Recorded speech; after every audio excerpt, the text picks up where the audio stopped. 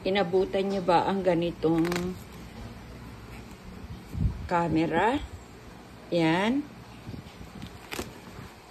Nung araw, ganitong klaseng camera, portable na yan. Pero ang laki pa rin, diba? O tingnan nyo, laki ng kamay ko, pero ang laki pa rin. Sana nga gumagana pa to. Pero nung pandemic, kasagsagan ng pandemic, na-check ko to, gumagana pa. Pero itong case niya, itong bag niya, kailangan na itapon ito o labahan kasi ang daming molds. Sobrang delikado na sa kalusugan.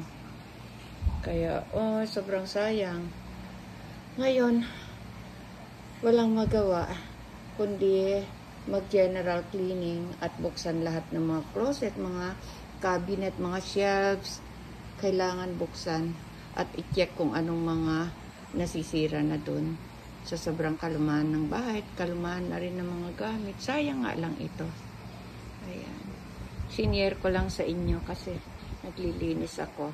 Sa mga hindi nakakakita o hindi umabot sa ganitong portable video cam, ayan, sorry. I-share ko lang sa inyo at ito yung spare na battery niya. Ayan.